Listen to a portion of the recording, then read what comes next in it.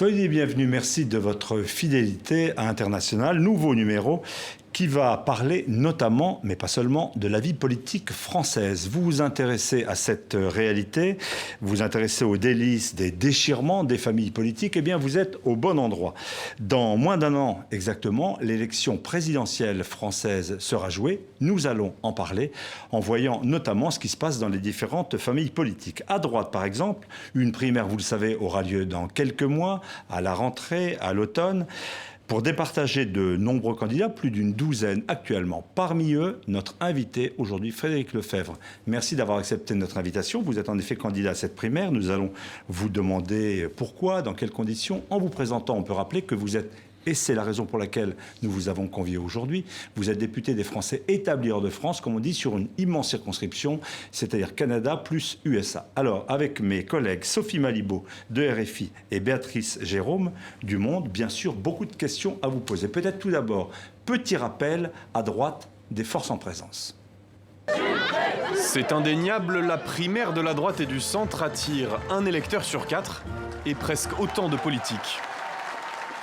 Je serai candidat à cette élection. Je viens présenter ce projet politique. Je suis candidate à la primaire. Je suis candidat pour devenir le prochain président de la République.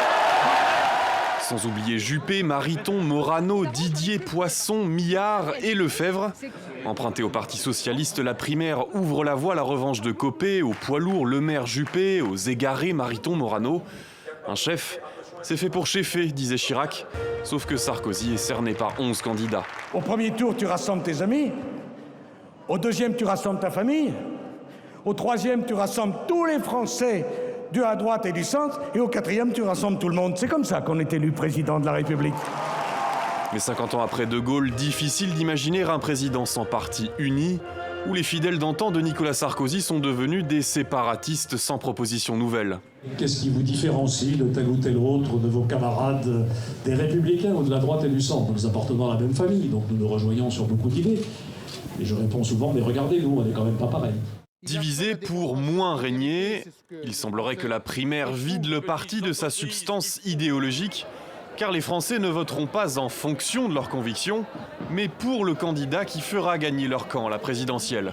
C'est que le débat public, aujourd'hui, il détourne de l'essentiel, il divertit, au sens étymologique du terme, les Français. Démocratie ou décrépitude, quoi qu'il en soit, le Front National se frotte les mains. Alors on vous repose la question qui était soumise à Alain Juppé. Qu'est-ce qui différencie, qu'est-ce qui vous situe sur une autre proposition par rapport à ces différents candidats? Vous êtes de la même famille politique, c'est quoi la différence? D'abord, la question est une question pertinente, puisque une primaire, à quoi ça sert? Finalement, ça ne doit pas être un concours de beauté ou ça ne doit pas être un concours de tir. Ça doit être un débat sur une vision de la stratégie pour un pays, une vision de la société. Et vous portez quel projet différent? Écoutez, on y reviendra peut-être, j'espère, mais moi je crois qu'il faut changer de logiciel, à la fois d'attitude politique. Depuis 3 ans, je vote les textes d'où qu'ils viennent, quand ils sont bons pour le pays. Je ne crois absolument plus au logiciel droite-gauche. Et puis, en même temps, un changement de modèle social. Je n'ai pas peur de le dire, le modèle social français, il est aujourd'hui usé dans l'incapacité d'éradiquer et la pauvreté et le chômage. Il y a un problème de répartition c'est pas pour rien que la France aujourd'hui est au bord de l'insurrection. Vous allez jusque-là, au bord de l'insurrection? Au bord de l'insurrection. Et vous savez, la France gronde, hein, ça fait 3 mois que je suis tous les jours sur le terrain. J'ai fait 70 villes. Je suis à la rencontre de ces Français. Et moi, je ne réunis pas les clubs de supporters. Moi, je vais voir. Allez vous dire. Oui, enfin, bon. Comme la politique, à gauche comme à droite, le fait depuis toujours. C'est-à-dire, vous savez, cette grande mode, on réunit les militants d'une famille dans une ville, et puis on va chercher en car ou en voiture ceux des villes voisines. Et du coup, on a 300-400 personnes, 500, 600, 1000, avec quelques caméras. On tape bien sur le président de la République en place. Est-ce que vous ne rentre chez soi? Vous ne tapez pas sur Hollande, l'inverse. Ouais. Est-ce que je pense que ça n'a pas de sens. La situation sociale dans laquelle on se trouve, est-ce que vous regardez au-delà du mandat de Hollande pour dresser le diagnostic? Est-ce que vous revenez sur le bilan de vos années lorsque vous étiez au gouvernement avec Nicolas Sarkozy? Mais bien sûr. Le modèle social dont je parle, il a été en permanence... allez, on va prendre 1974, c'est-à-dire un peu plus de 40 ans. 1974, pourquoi je ne le prends pas au hasard? C'est le dernier budget de la France à l'équilibre. Regardez comment on est passé à l'époque de 400 000 chômeurs à plus de 6 millions. On est à 8,5 millions de pauvres. On avait un taux d'endettement, il y a 40 ans, qui était à 20%. On est aujourd'hui à un taux d'endettement de 97%. Les prélèvements obligatoires, on était un des meilleurs élèves à l'époque de l'Europe, 35%, on est à 45%. Mais je voudrais revenir quand même sur les années récentes. Je vous demandais, la question portait sur le diagnostic par rapport aux années Sarkozy. Est-ce que vous avez le même diagnostic que les autres candidats de la droite, par exemple? Est-ce que vous avez le même regard que sur vos années au gouvernement? Mais moi, je pense que, y compris quand nous étions au gouvernement, sur beaucoup de sujets, nous n'avons pas été assez loin dans un certain nombre de réformes. Par exemple. Nous sommes... Mais je parle du modèle social. Je pense que, par exemple, la réforme que j'ai soutenue, ça avait fait débat à l'époque. Vous savez, je suis souvent considéré dans ma famille politique comme à la gauche de la famille politique. Donc, ça avait peut-être un peu étonné, mais quand j'avais soutenu Martin Hirsch avec force sur la réforme du RSA... du revenu social, oui. Du revenu, voilà. En réalité, qu'est-ce que j'ai pensé à l'époque? Et je l'ai dit d'ailleurs, c'est qu'on n'allait pas assez loin. Et c'est pas étonnant que je défende aujourd'hui le revenu universel. Moi, je pense que notre système d'assistanat généralisé, il est à bout de souffle. Je pense qu'il faut maintenant un système de solidarité. Alors attendez, on passe un peu vite d'un sujet à un autre. Vous nous dites sur ce point, le revenu minimum, c'est-à-dire un revenu pour tous, typiquement, c'est une mesure de gauche. C'est une mesure de gauche si vous voulez, c'est aussi une mesure qui est revendiquée par les libéraux. Moi, ce qui m'intéresse, c'est que là où c'est appliqué, je serai d'ailleurs bientôt en Inde, ça a des effets absolument extraordinaires. Ça fait baisser la violence de manière incroyable, la sécurité s'améliore, ça améliore la santé de manière là aussi incroyable.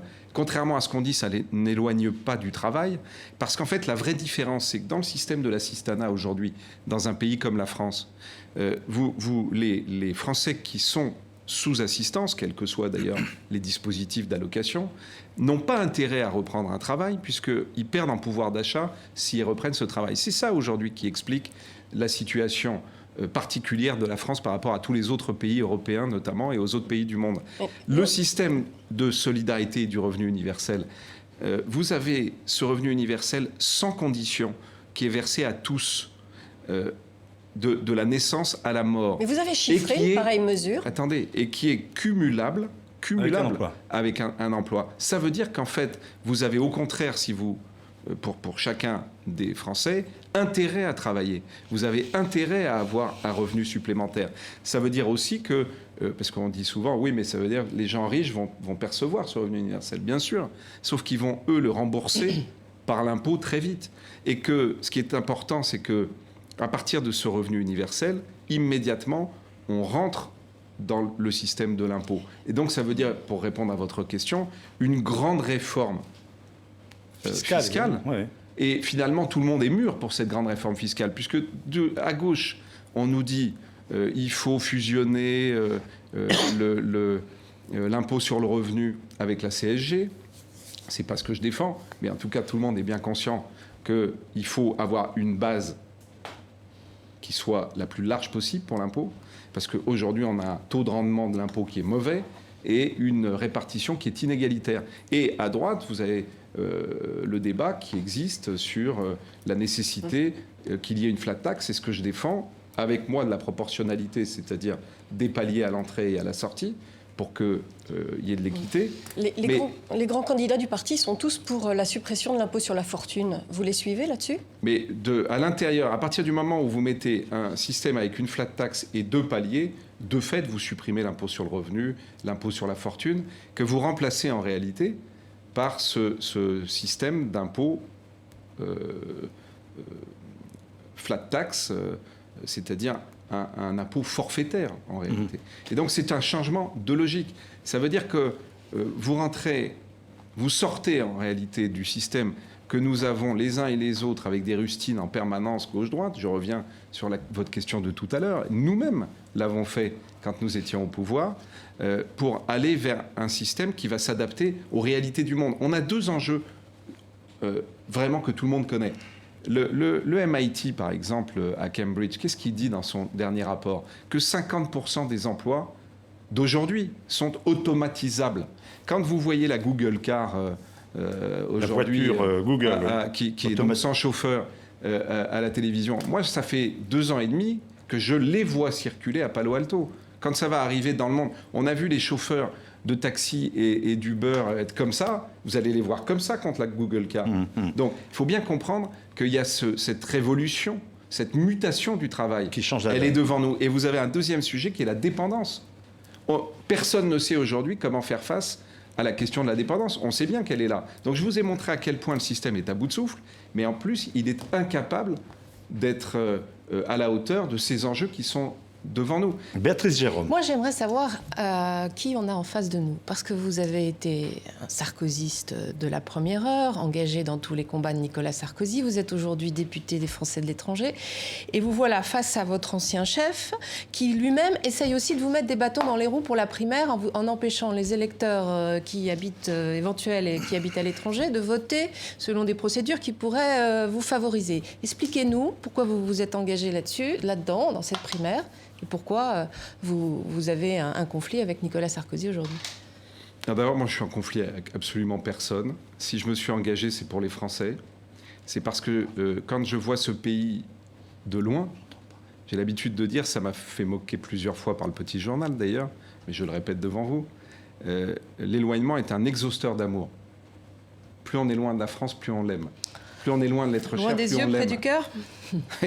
Et donc, du coup, quand je vois notre pays se déchirer, quand je vois, il y avait des images sur votre antenne où je disais le divertissement généralisé. 4 mois sur la déchéance de nationalité, avec pas du tout, comme on l'a dit, la responsabilité de François Hollande, simplement, c'est tout le monde politique. C'est nous-mêmes qui l'avons exigé que la déchéance de nationalité soit dans la révision constitutionnelle, pour tirer le tapis ensuite sous les pieds de Hollande au Sénat et empêcher que ça soit voté. C'est vrai. Et 4 mois. Donc, vous voyez, moi, C'est ce qui vous a amené à vous présenter? Mais ce que je vous ai dit tout à l'heure, moi, je ne supporte plus cette attitude politique qui est simplement de manière artificielle de faire vivre un logiciel droite-gauche qui ne veut rien dire. Mais du coup, vous ne craignez pas de voir votre parti se déchirer, pour le coup? Mais les partis politiques aujourd'hui, on le voit bien d'ailleurs, et d'ailleurs ça n'est pas qu'en France, sont aujourd'hui traversés, c'est le cas au Parti Socialiste, c'est le cas dans ma famille politique, sont traversés par des gens qui croient à la nécessité de s'adapter à l'époque. Moi je me qualifie de progressiste. Et des gens qui au contraire sont dans la logique qu'il ne faut surtout rien changer au système. D'ailleurs, alors pourquoi vous ne rejoignez pas le parti ni droite ni gauche d'Emmanuel Macron, par exemple? Marchons avec Macron, par exemple. Mais vous savez, Emmanuel Macron est un garçon pour qui j'ai beaucoup de respect et j'échange très souvent avec lui. Vous êtes un Macron de droite? Je ne sais pas si je suis un Macron de droite ou s'il est un Lefebvre de gauche, peu importe. Mais ce qui est intéressant en tout cas, c'est que Emmanuel Macron défend, comme je le défends, la nécessité d'inventer quelque chose qui correspond à la réalité. Oui, mais la question, c'est bien pourquoi est-ce que vous ne marchez pas ensemble, si tel est le cas, si vous êtes sincères autant l'un que l'autre? Vous voulez que nous marchions ensemble vers de nouveaux horizons, pour reprendre nos 2 think tanks. Écoutez, en tout cas, moi je n'ai pas... Il y a de quoi s'y perdre pour l'électeur. Mais sur la loi Macron, par exemple, je n'ai eu aucune difficulté à... Oui, mais je n'ai eu aucune difficulté à discuter avec lui. Quand vous dites qu'il y a de quoi s'y perdre, justement, il faut qu'on sorte de ça. Arrêtons de prendre les électeurs pour des crétins. C'est-à-dire qu'on considère généralement en politique qu'il faut absolument avoir les enclos, vous savez, on va mettre les moutons de droite, les moutons de gauche d'un côté, et on ne veut pas regarder la réalité. Dernières élections régionales, 45 millions d'électeurs. Sur 45 millions d'électeurs, 8 millions votent Front National, c'est-à-dire contre la droite et la gauche. Bon.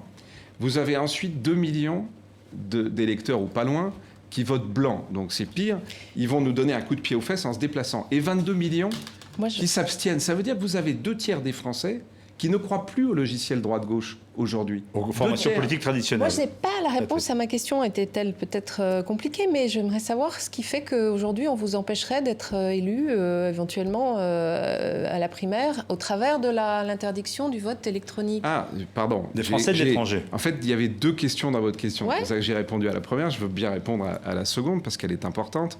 Pourquoi Sarkozy vous met-il des bâtons dans les roues? Enfin, je ne sais pas s'il ne met que des bâtons dans les roues à Frédéric Lefebvre ou si ça dépasse ma personne, mais j'ai posé la question d'ailleurs. J'ai été invité par vos confrères d'Europe 1 et j'ai dit très nettement, est-ce que Nicolas Sarkozy veut enterrer la primaire? Et dans ce cas-là, qu'il le dise franchement.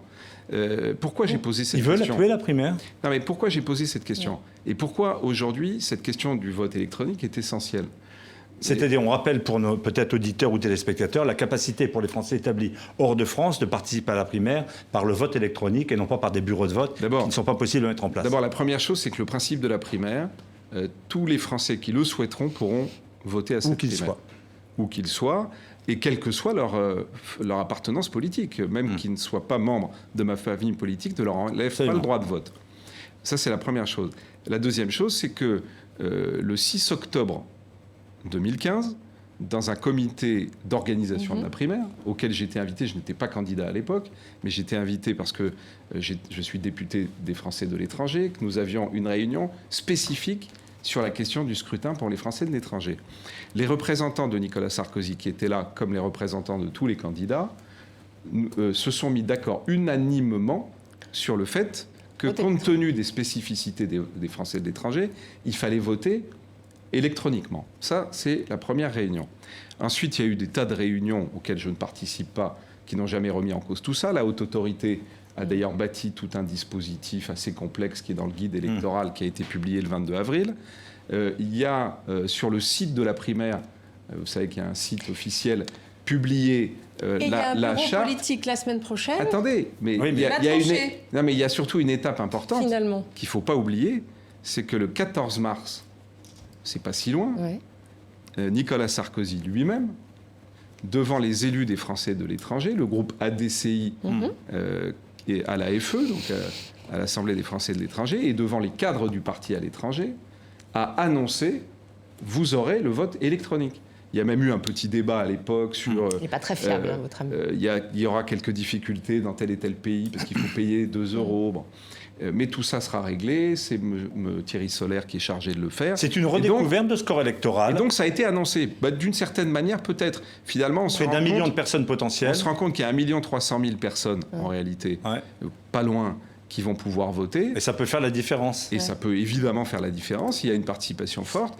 Et donc... Il y a l'idée aussi que les Français établis hors de France sont peut-être moins sarkozystes que... Mais ça, vous savez, c'est pas à moi qu'il faut demander ça.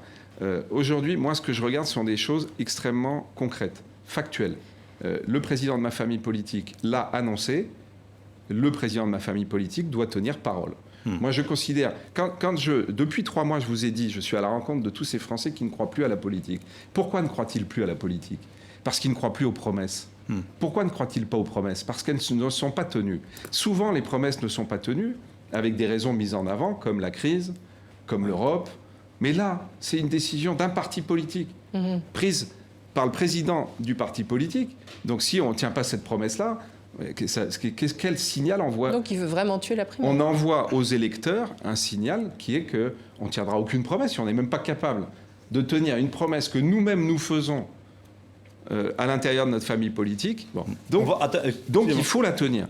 Et donc puisque vous avez rappelé qu'il y a un bureau politique la semaine prochaine, il faut expliquer à tous ceux qui nous regardent que s'il y a ce bureau politique, c'est parce qu'un bureau politique, la semaine dernière, a remis en cause ce principe du vote électronique. Et l'a remis en cause au nom du principe d'égalité, parce que les Français de France ne pourraient pas voter électroniquement.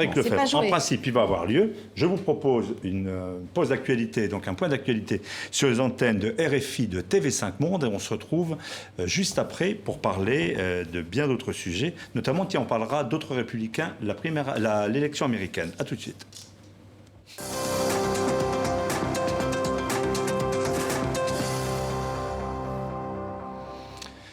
Retour à International sur les antennes de RFI, TV5 Monde, émission réalisée en collaboration avec notre confrère Le Monde. Nous recevons aujourd'hui Frédéric Lefebvre, député des Français établis hors de France. Votre circonscription, on le rappelle, nord de l'Amérique, Canada et USA. Nous parlions justement de la participation pour la prochaine primaire de ce corps électoral, peut-être plus d'1 million de personnes, des Français établis hors de France. On n'y comprend plus vraiment grand-chose entre ce qu'a proposé le président des Républicains, Nicolas Sarkozy, ce que vous proposez-vous.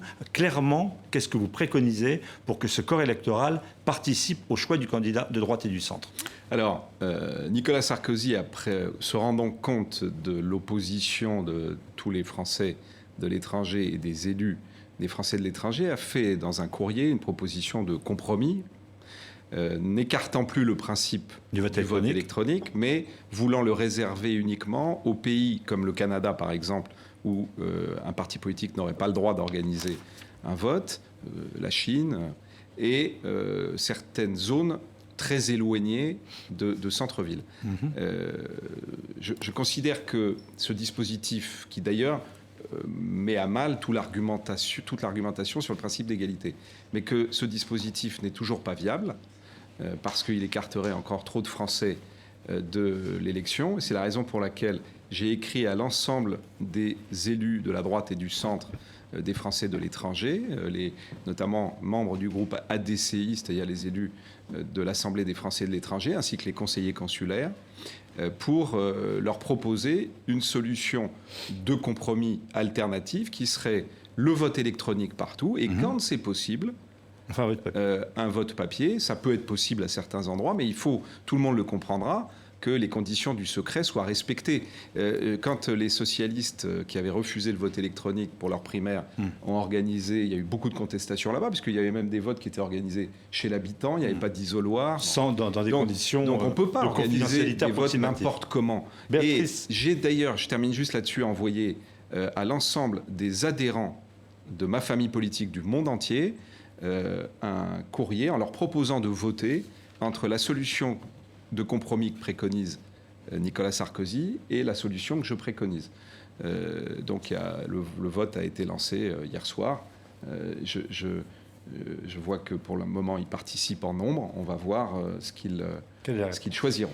Alors, Béatrice Jérôme, Le Monde. Pour être éventuellement candidat à cette primaire, encore faut-il que vous ayez des parrainages. Et parmi ces parrainages, une vingtaine, je crois, de parlementaires et 250 élus nationaux ou locaux. Quel est aujourd'hui votre étiage? Où est-ce que vous en êtes? Est-ce que vous espérez avoir des candidats? Bruno Le Maire a par exemple déjà présenté sa liste. Vous en êtes où? Alors,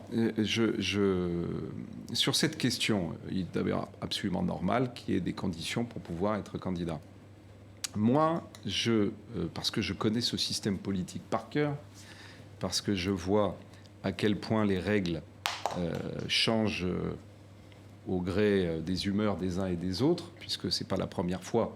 Il y a eu le vote électronique, mais il y a eu avant sur les conditions de parrainage ou bien d'autres provocations auxquelles je n'ai pas répondu, comme le fait de refuser que nous puissions envoyer les courriers aux militants ou d'empêcher pour qu'ils puissent nous parrainer. Donc, ne m'en voulez pas, mais je vais d'abord vous rassurer en vous disant que je serai qualifié, mais je ne vais pas dire un mot sur ces questions qui finalement d'ailleurs intéressent peu de gens, mais qui sont des questions qui immédiatement, sinon, donnent lieu à des ajustements ou des adaptations des règles de la primaire.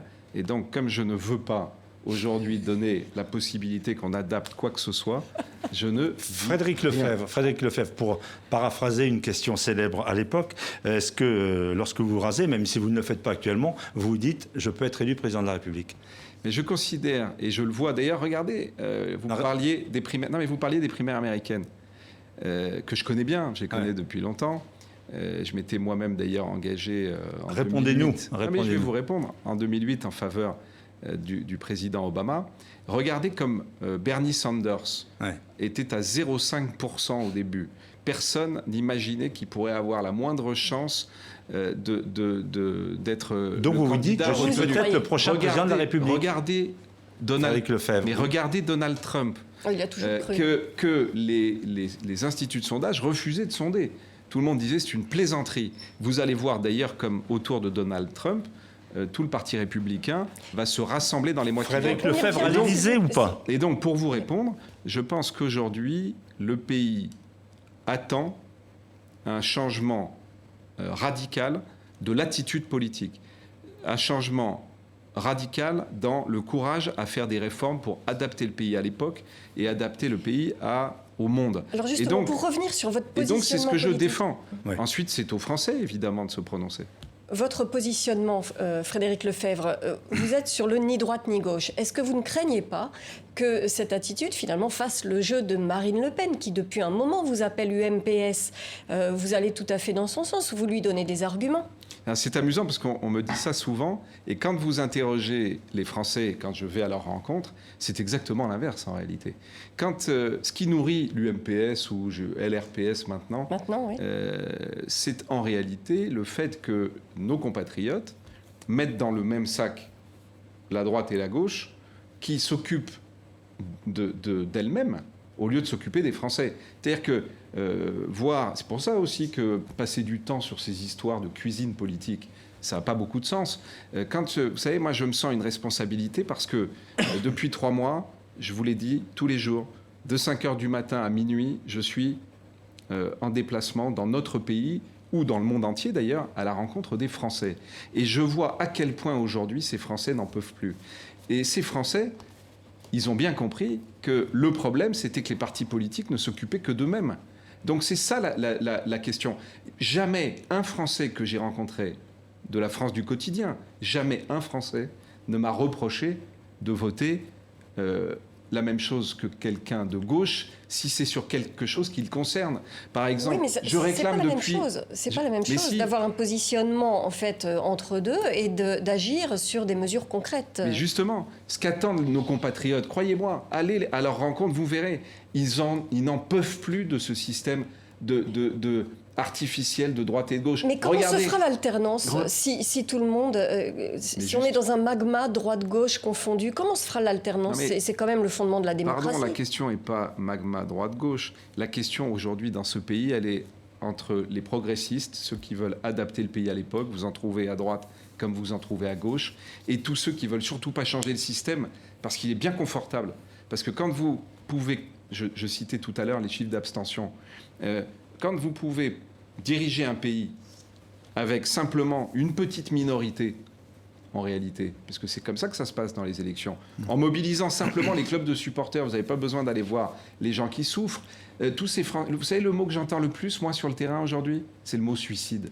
Quand je vais voir des éleveurs, quand je vais voir des commerçants qui aujourd'hui sont étranglés par le RSI, c'est pour ça que je propose la liberté d'affiliation, qui dorment dans la cave de leur commerce parce qu'ils ne peuvent plus se loger, parce qu'ils ne veulent pas licencier le seul employé qu'ils ont dans le commerce, du coup se payent moins que l'employé, ou ne peuvent pas cotiser pour leur retraite. Cette réalité-là, je la vois tous les jours. Quand, par exemple, je suis à Toulouse et que j'ai une réunion sur le RSI, qu'on va, après, prendre un verre avec les commerçants, et que quelqu'un me dit « Désolé, c'était pas l'adresse qui était dans votre programme, parce qu'il se trouve que le propriétaire de l'adresse où on devait aller s'est suicidé. » Tout ça, je rencontre ça tous les jours. Croyez-moi, ils se fichent de savoir si c'est droite ou gauche. Et d'ailleurs, je ne suis pas le premier à le dire. Le général de Gaulle le disait lui-même. Oui, mais vous n'avez pas répondu à la question. Comment le système peut fonctionner? Comment est-ce que... Mais de manière démocratique, comme dans tous les pays du monde. Regardez, l'alternance, elle se fera entre quoi et quoi? Entre les conservateurs d'un côté et les progressistes. Vous croyez qu'il y a une des partis qui se revendiquera explicitement conservatrice? Mais alors, soyons clairs. Tous les Français, d'ailleurs, du monde entier le savent bien. Nous sommes le seul pays où vous avez une sorte de barrière infranchissable et totalement artificielle qui s'appelle la droite et la gauche. Dans tous les pays, vous avez les progressistes, les conservateurs, les républicains, vous avez des gens, vous avez des coalitions qui se font dans la plupart des pays du monde. En France, une coalition droite-gauche, mais regardez, c'est terrible. Moi, j'ai été un de ceux qui ont théorisé l'ouverture. Regardez comme ça nous a été reproché, et regardez comme ma famille politique, comme le Parti socialiste, ont tout fait pour empêcher la réussite de l'ouverture. Et ensuite, ça c'était 2007. 2012, vous pensez que ça a plu aux Français une campagne sur une jambe droite bodybuildée à cloche-pied, avec une jambe gauche atrophiée. Mais nous sommes un pays d'équilibre. C'est la question. Moi, là où je ne vous comprends pas bien, c'est que vous dites, OK, droite et gauche, finalement, il n'y a pas tant de différence, mais quand on regarde les programmes des candidats à la primaire, primaire de droite, on voit quand même que c'est nettement pas du tout les propositions qu'aujourd'hui pourrait avoir la gauche, voire même Macron. C'est quand même une course à l'échalote. Ils font un saut de libéralisme. Énorme vers... Est-ce que vous ne regardez pas tous les programmes? Non, alors j'aimerais bien... Si vous regardez et le vôtre. Mais si vous regardez non, mais attendez, le clivage est très droite-gauche dans ces propositions. Alors le vôtre, effectivement, où est-ce que comment vous réconciliez les deux blocs? Mais moi, je considère, c'est pour ça que dans les propositions que je fais, je ne regarde jamais si c'est susceptible de plaire au club de supporters que je respecte. Je veux dire, pour des militants d'un parti politique, vous savez, j'ai moi-même été le porte-parole de ma famille politique et j'ai milité depuis l'âge de 16 ans. Donc je sais à quel point c'est un engagement. Mais à l'époque, la grâce vous a touché parce qu'à l'époque, je le disais tout à l'heure, vous n'étiez vraiment pas dans la nuance. Lequel était le vrai? Vous savez, j'avais une mission qui était une mission compliquée, qui est celle de riposter à des attaques qui étaient incessantes contre Nicolas Sarkozy. Et à l'époque, je m'étais dit, si moi je suis dans l'opposition, jamais je ne me comporterai comme le Parti socialiste le fait. Et vous prenez la défense de Hollande, d'ailleurs. Et vous voyez, mais je prends la défense du président de la République. On ne traite pas, comme le fait aujourd'hui ma famille politique, le président de la République comme quelqu'un qui serait une sorte de fantoche. C'est le président de la République, il a été élu. On doit du respect au président de la République. Donc, vous voyez, moi, je pense que la vie politique doit être dans l'authenticité. Aujourd'hui, pardonnez-moi, mais aujourd'hui, on est dans un système où la droite et la gauche, ça ne veut rien dire et tout le monde le sait. C'est ça qui est grave. Tout le monde le sait. La droite et la gauche ne veulent rien dire, mais les mesures et la part politique de droite, ça veut dire quelque chose aujourd'hui. Lorsqu'on veut supprimer les 35 heures, supprimer la fonction publique territoriale, supprimer l'ISF... revenir sur le modèle social français. Donc si vous m'invitez à 2 secondes, d'ailleurs c'est intéressant puisqu'on sort d'un 49-3, avec un texte... c'est-à-dire un vote bloqué. La loi El Khomri. Que la droite aurait pu voter, en quelque sorte, le Parlement. Et mais justement, et donc, c'est bien ce que je vous dis. Donc, en quoi... Vous l'auriez voté, vous mais je l'ai annoncé dès le départ.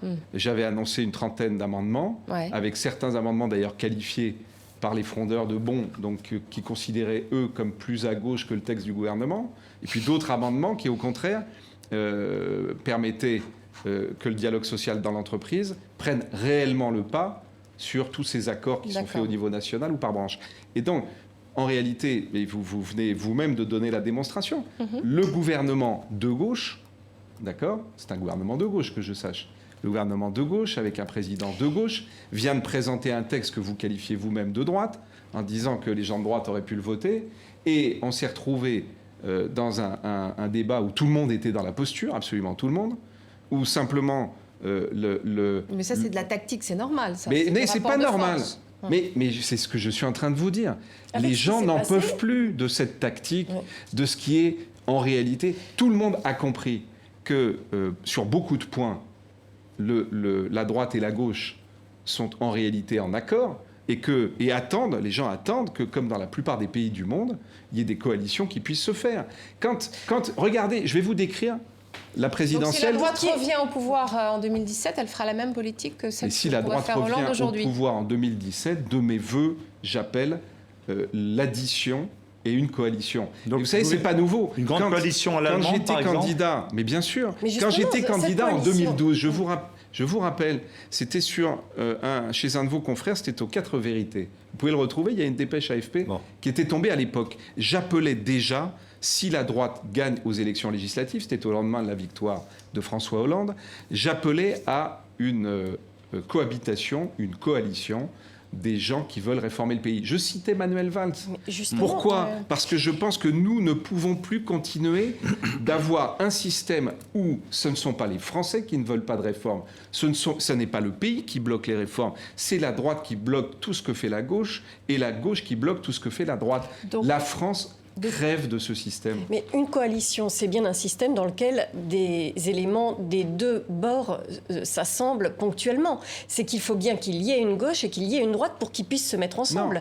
Sinon... Mais pourquoi ? Dans la plupart des pays du monde, encore une fois, il n'y a pas une gauche et une droite. En Allemagne, les deux membres de la coalition, certains se revendiquent de gauche, certains de droite, et ils se mettent ponctuellement ensemble vous pour un savez projet. Parfaitement que c'est plus complexe que ça et qu'on est le seul pays qui considère qu'il y a cette barrière infranchissable qui est droite et gauche, que dans tous les pays du monde, il y a des coalitions avec des gens qui d'ailleurs ne s'appellent pas droite et gauche comme nous et qui sont un peu plus subtils, pardonnez-moi. Arrêtons de prendre les Français pour des imbéciles. Prenons un exemple économique. Les Français savent parfaitement, parce qu'aujourd'hui, n'oublions pas que tout le monde, ou en tout cas une extrêmement grande majorité de nos compatriotes ont le bac.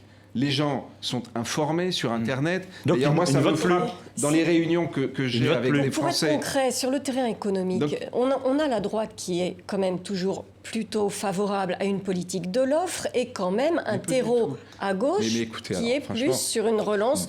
On ne va pas à gauche pouvoir défendre des idées de restriction. Je suis désolé de vous dire que tout ça ne correspond pas à la réalité et que d'ailleurs, c'est bien ce qui trouble les Français. Ce qui trouble les Français, c'est que vous avez des gouvernements qui se succèdent de droite et de gauche et vous écoutez les Français, qu'est-ce qu'ils vous disent? Ils font la même politique. C'est ça qu'ils vous disent, les Français. Béatrice. Depuis des années, ils disent que la droite fait la politique de la gauche, que la gauche fait la politique de la droite. La réalité, c'est que personne ne veut dire la vérité. La réalité, c'est que au premier tour de la présidentielle, vous allez voir, la droite et la gauche vont dire « rien ne nous rassemble, tout nous sépare ». Et puis ensuite, parce que Marine Le Pen sera au deuxième tour, la droite et la gauche vont faire barrage. Pour vous. Elle y sera bien pour sûr, vous. mais je le vois tous les jours. Ouais. La France qui gronde, mais elle n'en peut plus. Mais bien sûr que Marine Le Pen sera au second tour. Et vous allez voir ce que je vous dis. Le premier tour, la droite et la gauche vont dire tout nous sépare. Et puis au deuxième tour, ils vont faire barrage contre le Front National. Et vous allez voir le troisième tour législatif, avec une droite, comme vous dites, et une gauche qui vont se démobiliser, voyant qu'on leur a raconté n'importe quoi à 15 jours d'intervalle. Et vous allez voir comme le Front National, qui lui va considérer qu'on lui a volé sa victoire, va se surmobiliser. Et moi, je ne veux pas ça pour mon pays. Je veux qu'on dise la vérité. La vérité, c'est que Emmanuel Macron et moi, par exemple, sur beaucoup de sujets, nous sommes parfaitement en accord. Et que si on travaille ensemble, on est à même de changer le pays. De la même façon que Manuel Valls. Et je regrette que Manuel Valls, que je connais depuis très longtemps, ait été contraint, par exemple, à la veille des élections départementales, de faire un 49-3 sur la loi Macron, alors que ce texte avait la majorité. Simplement, le Parti socialiste ne voulait pas que ce texte soit adopté avec une majorité de droite. Béatrice Jérôme. Face au Front National, si on vous comprend bien, que ce soit pour la présidentielle ou les législatives, il faut que la droite et la gauche se retrouvent à un moment donné. Sinon, écoutez, il faut qu'on soit dans la vérité. Non, mais quand je suis, par exemple, il y a quelques semaines... Ces deux échéances électorales, je vais vous donner un exemple très concret. Est-ce que Nicolas Sarkozy est celui qui est le mieux placé dans cette perspective-là aujourd'hui? Il n'est pas forcément le plus libéral aujourd'hui. Il est un peu moins excessif que les autres. Je pense que le mieux placé aujourd'hui, c'est moi, sur cette stratégie, pour une bonne et simple raison, c'est que j'y crois. C'est que ce que je vous dis, ce ne sont pas simplement des mots, ce sont des actes. C'est 2007 ou jusqu'en 2008-2009 enfin, mais en 2007, j'ai contribué à cette stratégie de l'ouverture parce que je pense que c'est bon pour le pays. J'étais il y a quelques semaines avec Xavier Bertrand à Lille, dans son bureau. Ouais. Xavier le président Bertrand, de la région Hauts-de-France, du nord de la France. S'était parfois posé des questions sur un certain nombre de mes votes pendant quelques années. Nous avons partagé la campagne qu'il a faite aux élections régionales, lui a fait mesurer tout ce que je dis depuis tout à l'heure, à quel point les Français ne s'en foutent de ce truc droite-gauche qui ne veut rien dire, et à quel point ils attendent qu'on s'additionne et qu'on prenne des décisions parce que le pays est dans l'urgence. Et donc aujourd'hui, je pense que le moment est venu, parce que c'est l'élection présidentielle, de tenir ce discours de vérité. Et vous savez, ce que je dis, tous les Français qui sont à l'étranger, que je rencontre dans mes déplacements, ils me disent tous, mais vous avez raison. On voit, nous, dans les pays dans lesquels nous sommes, comme le côté ringard de la politique française, qui s'accroche à ce logiciel droite-gauche, simplement parce que c'est une question de survie pour lui. Parce que les partis politiques comprennent bien qu'aujourd'hui, ils sont en voie de disparaître tels qu'ils sont organisés aujourd'hui. Et s'accrochent à ça. Est-ce que vous voulez dire que dans la pratique du pouvoir, la France doit être gouvernée au centre? Est-ce que vous avez l'impression que ce type de discours serait audible alors que les gens sont prêts à aller aux extrêmes dans toute l'Europe d'ailleurs? Mais je ne dis pas du tout que la France doit être gouvernée au centre ou que... S'il y a des mesures de gauche qui sont bonnes, des mesures de droite qui sont bonnes, ça ressemble un peu à ça. Alors permettez-moi de vous dire qu'il y a une grande différence entre gouverner la France au centre, et faire des coalitions qui veulent dire additionner des différences. Moi, je ne demande pas que si on s'additionne dans un gouvernement, comme exactement d'ailleurs ça peut se faire en Allemagne, chacun gomme ses différences. Ça se fait avec des accords de gouvernement, ça se fait avec des gens qui vont de manière sincère être en charge de politiques dans lesquelles ils peuvent se retrouver. Ça veut dire donc, simplement... Vous seriez entré, vous, dans un gouvernement de François Hollande ? Mais encore une fois, vous voyez bien que cette question, elle ne veut pas dire grand-chose telle que la politique est construite aujourd'hui. Bon. Je vous ai dit que moi-même, en 2012, j'ai dit... faut vous rappeler qu'à l'époque, que ce soit Jean-François Copé, que ce soit François Fillon, que ce soit toutes les voix, Alain Juppé lui-même d'ailleurs, personne ne voulait de la cohabitation. Moi, au contraire, je la défendais. Pourquoi ? Parce que je pensais qu'il fallait additionner l'aspiration au changement qui s'était tournée vers François Hollande, et il fallait en prendre acte avec notre expérience de la gouvernance de la crise. Et si on avait additionné ça dans un gouvernement... Mais évidemment qu'on aurait répondu. Une des plus grandes erreurs, des plus grandes fautes qui aient été faites sous la Ve République, je le dis avec tout le respect que j'ai pour Jacques Chirac, c'est quand il a eu à affronter au deuxième tour Jean-Marie Le Pen, qu'il a fait ce score qui lui donnait le devoir d'additionner dans un gouvernement, et qu'il ne l'a pas fait. Je vous ai cité tout à l'heure le 49.3 sur la loi Macron. Là aussi, c'est une faute. Eh bien, je pense que dans ce pays, on a perdu trop de temps à continuer de manière artificielle à faire de la politique. Et je vais prendre ce jeu auquel beaucoup de jeunes jouent aujourd'hui, qui est connu dans le monde entier, qui s'appelle Vikings War of Clans. Vous savez, c'est un jeu où vous montez votre royaume, puis après vous faites la guerre. La politique, aujourd'hui, dans notre pays, c'est ça. Et quel est le résultat de ce jeu ? Vous y jouez des heures. Vous ne voyez plus ce qu'il y a autour de vous.